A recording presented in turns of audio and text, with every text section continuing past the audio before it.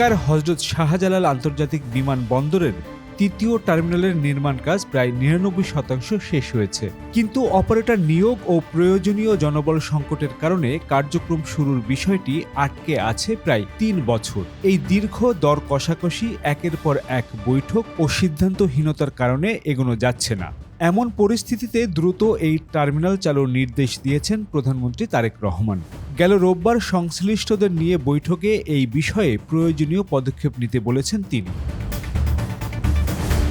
দেশের বেসামরিক বিমান চলাচল খাতের অন্যতম বড় অবকাঠামো প্রকল্প হিসেবে বিবেচিত শাহজালাল আন্তর্জাতিক বিমানবন্দরের তৃতীয় টার্মিনাল পরিচালনা কাঠামো, কারিগরি সমন্বয় ও অপারেটর নিয়োগ জটিলতার কারণে দীর্ঘদিন ধরে এটি ঝুলে আছে। ২০২৩ সালে ৭ অক্টোবর তৃতীয় টার্মিনালের সফট ওপেনিং করা হয়, তবে অপারেটর নিয়োগ সম্ভব না হওয়ায় চালু করা যায়নি টার্মিনালটি। এই পরিস্থিতিতে অপারেটর নিয়োগে বিকল্প পরিকল্পনা হিসেবে আন্তর্জাতিক প্রতিযোগিতামূলক উন্মুক্ত দরপত্র আহ্বানের অনুমতি চেয়ে সংশ্লিষ্ট মন্ত্রণালয়ের সচিব বরাবর চিঠি পাঠিয়েছে বেবিচক। ৯ ফেব্রুয়ারি বেবিচকের সদর দপ্তর থেকে পাঠানো ওই চিঠিতে পাবলিক প্রাইভেট পার্টনারশিপ বা পিপিপি মডেলের আওতায় তৃতীয় টার্মিনাল অপারেশন অ্যান্ড মেইনটেন্যান্স প্রকল্প বাস্তবায়নের বিকল্প প্রস্তাব অনুমোদনের কথা উল্লেখ করা হয়। চিঠিতে বলা হয়, পিপিপি কর্তৃপক্ষের সাব ওয়ার্কিং গ্রুপের সঙ্গে চলমান দর কষাকষি নিষ্পন্ন না হলে প্ল্যান বি প্রস্তাবের বিষয়টি আগেই আলোচনা হয়েছিল, কিন্তু এই বিষয়ে বৈঠকে কোনো চূড়ান্ত সিদ্ধান্ত না হওয়ায় উন্মুক্ত দরপত্রের প্রস্তাব পাঠানো হয়েছে।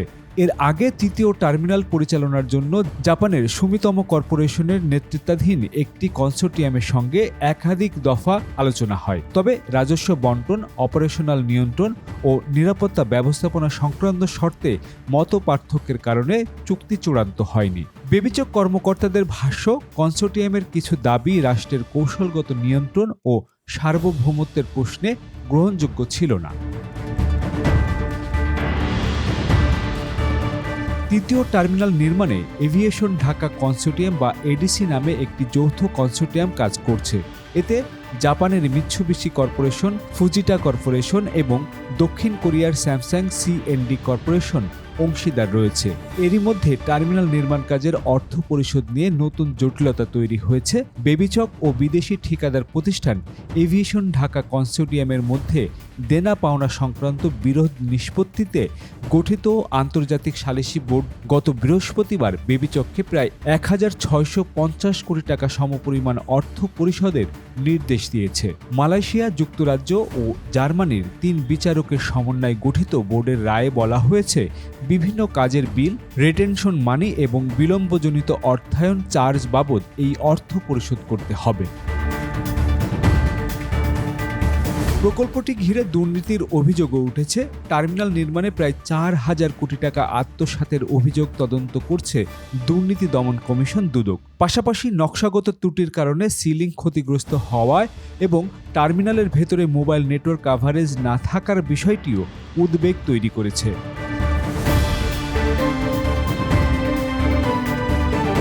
সংশ্লিষ্ট সূত্র জানায়, নকশাগত সীমাবদ্ধতার কারণে টার্মিনালের ভেতরে পর্যাপ্ত মোবাইল নেটওয়ার্ক অবকাঠামো স্থাপন করা হয়নি। বর্তমানে জরুরি ভিত্তিতে এই অবকাঠামো স্থাপনের উদ্যোগ নেওয়া হয়েছে। বেসামরিক বিমান পরিবহন ও পর্যটন মন্ত্রী আফরোজা খানম রিতা সাংবাদিকদের জানান, প্রধানমন্ত্রী চান দ্রুত সময়ের মধ্যে থার্ড টার্মিনাল চালু করা হোক। এই বিষয়ে সংশ্লিষ্টদের প্রয়োজনীয় নির্দেশনা দেয়া হয়েছে এবং বিষয়টি দ্রুত এগিয়ে নিতে কাজ চলছে। তবে টার্মিনালটি কবে আগে চালু হবে তা এখনই নির্দিষ্ট করে বলা যাচ্ছে না বলে জানান মন্ত্রী। তিনি বলেন, দ্রুত চালুর সম্ভাবনা যাচাই, বিভিন্ন কারিগরি বিষয় এবং পূর্ববর্তী জটিলতা পর্যালোচনা করে সিদ্ধান্ত নেওয়া হবে।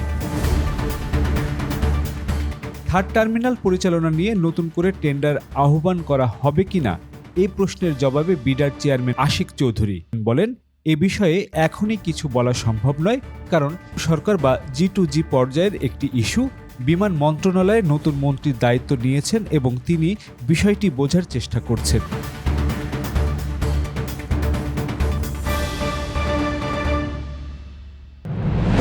From the runway to the skies, this is where our aviation story begins.